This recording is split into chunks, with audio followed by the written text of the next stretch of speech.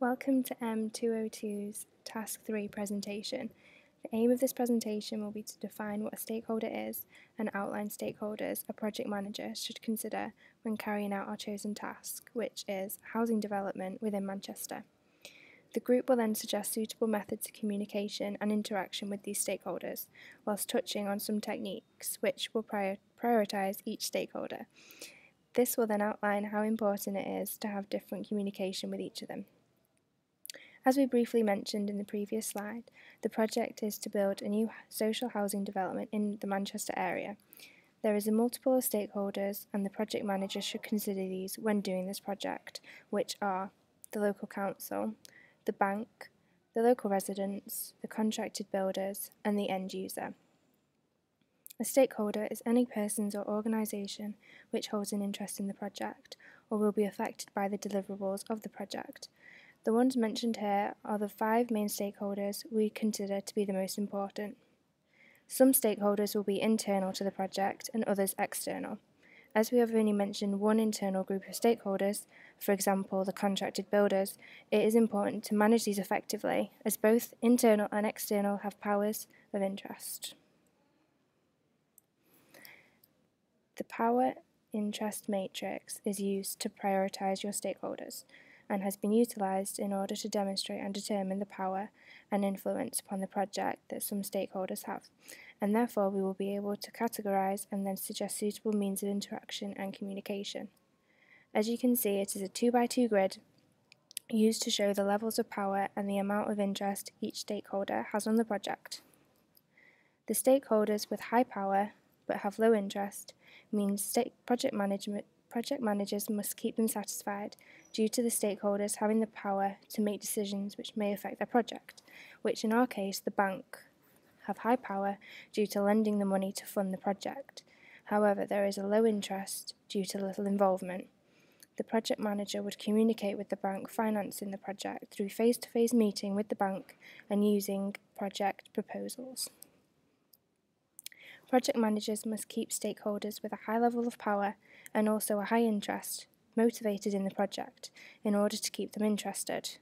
The local council will have high level of power due to the nature of the project being council run. The council will have to review the plans and approve them. They will also have a high influence upon the project's decisions due to the meeting building regulations and legislation. This will give them a high interest in the project due to the outcome reflecting on their association. The suggested methods of communication with the council would be written communication, such as letters and emails. They need to be kept in the loop through communication updates, and this is important in order to keep these stakeholders satisfied that their decision was the right decision. The residents also have a high level of interest, as the developments could potentially affect the price of their own home, could be possible noise pollution and increased traffic in the local area. They would take an interest due to the potential employment opportunities that the project could bring. Realistically, the residents have relatively low power, as they have little authority over the council, although the option of a petition to a resident is available if they disapprove of their project. A successful petition would obviously increase their power in the project, and if the residents have alliances with the council to stop this, their power would also increase. The project would have to consider the local community when making some decisions within the project, for example, the contractor morning start times. The project team could communicate with the local community through a drop-in within a local building with explanations and discussion before the project is initiated. The project manager should keep regular updates through email or maybe a monthly newsletter in order to keep the general public involved so they know what is happening. The stakeholders who have a high level of interest but low power should be kept informed regarding the project, such as in this case the candidates eligible for social housing, as they will be the end user of the project and it would be an essential. Stakeholders which have low power and low interest, such as the builders and general public, are not particularly interested and hold no power individually. The builders' main interest would be if the project is running to schedule. So to summarise this presentation, the main points gathered outline that stakeholder management is one big loop. Project managers must define who the project stakeholders are and establish and then control their needs and wants.